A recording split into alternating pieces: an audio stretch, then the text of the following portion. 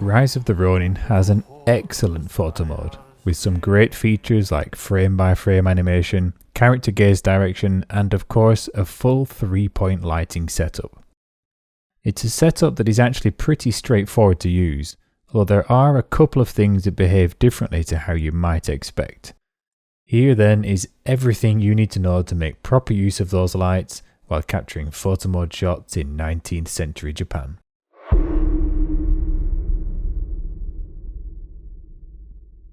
Adding lights into the scene is very easy and is done straight from the third tab of the photo mode UI.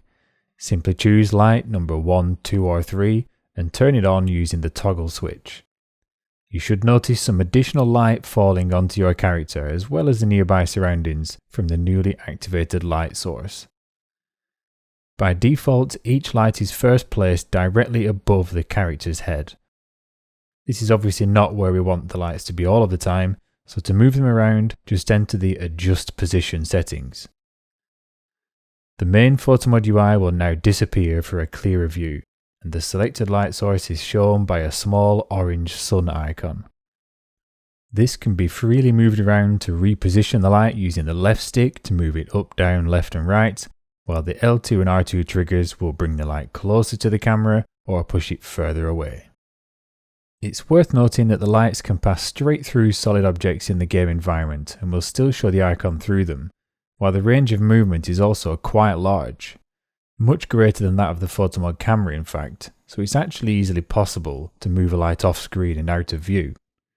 A wider camera angle can be useful to get a better overview when placing lights, and if you do manage to completely lose track of one, just remember that a press of the options button will reset it back to the starting location.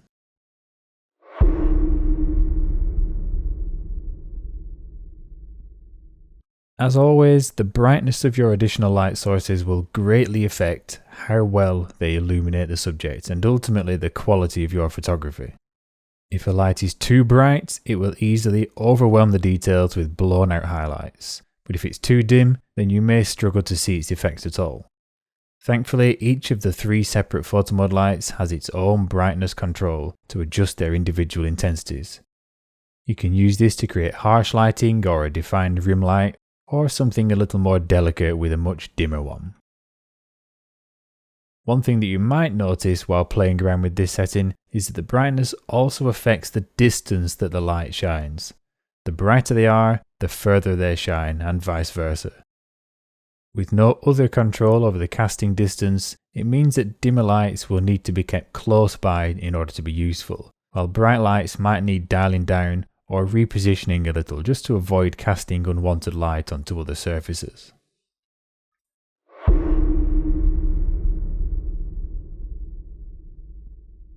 Right below the brightness option are 3 colour sliders to change the individual hue of the 3 available lights. This full RGB control can be used to set the colour to red, green or blue, as well as any colour in between by blending them together.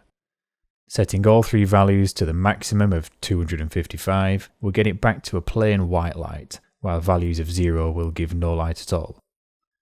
It's really versatile and lets you play around with different coloured effects, or just to match and enhance the in-game light sources. One thing I really can't explain though is quite why it has to take so long to adjust these settings. Seriously, it takes 17.5 seconds, and yes, I did time it, for each slider to travel from one end to the other. So changing one light from red to blue, for example, will cost you well over half a minute. More than enough to get annoying when you just want to try different styles. I do at least have a little tip to help here if you regularly use lights of a certain colour. Just head over to the final tab of the photo mode and press the Save Settings option. This will save the current photo mode settings, including the RGB colours of the 3 lights, and start with those values each time you reopen the photo mode.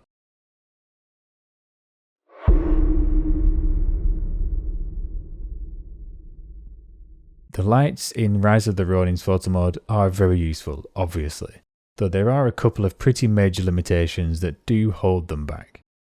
One noticeable absentee is any control over the direction that the lights shine in. That's because each light is omnidirectional, meaning they cast light in every direction from a spherical source. It goes without saying that this can be a little problematic, with lights shining onto everything in range whether you want them to or not. There are also no proper shadows cast by the added lights when they're placed in the scene. Not only does this mean that they can't be used to deliberately create shadows as a feature, but it can also make things look quite unnatural as light tends to reach places it really shouldn't. It doesn't mean that the lights are no good, simply that they require careful use and sometimes even a little disguising to get that more natural look.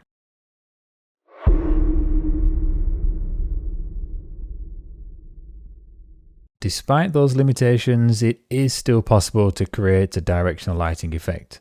In fact, one of the more apparent drawbacks can even be used to your advantage here.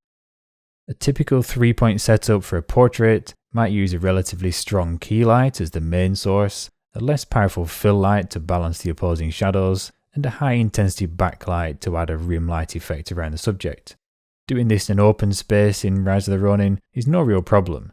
Just place the lights where needed around the subject and tweak their intensity to get the right balance of illumination. The real trouble starts when wanting to light a character that is in a tighter space, with other objects and walls nearby. The omnidirectional lights will illuminate everything near them and can completely ruin the shot by doing so. This is where that ability for the lights to pass through walls and even continue to shine on objects on the other side of them turns into a positive. It's totally unnatural behaviour, but it becomes surprisingly useful as a workaround in the absence of any directional spots. To demonstrate this, you'll notice that as this light is pushed beyond the wall that is close to the character, it's no longer illuminated from the side that we can see, so removing the unwanted effect of a bright and distracting wall. Notice though that the light still manages to shine onto the character as intended. There's no guarantees when using this technique, but it's often possible to use walls and other objects in this way to mask some of the effect of the light and create the illusion of a more sophisticated setup. It even works through the floor. It might often mean that you need to move the light further away to hide it while still catching the right angle, in which case just try increasing the intensity to compensate. Ultimately, it doesn't matter what happens where the camera can't see, just focus on the results on the subject, and this trick can work quite well. So that's about all there is to the photo mode lighting in Rise of the Ronin. If you've got any favourite tips and tricks for using it, then I'd love to hear about them. And in the meantime, don't forget to like this video and subscribe to the channel for more from the Fourth Focus.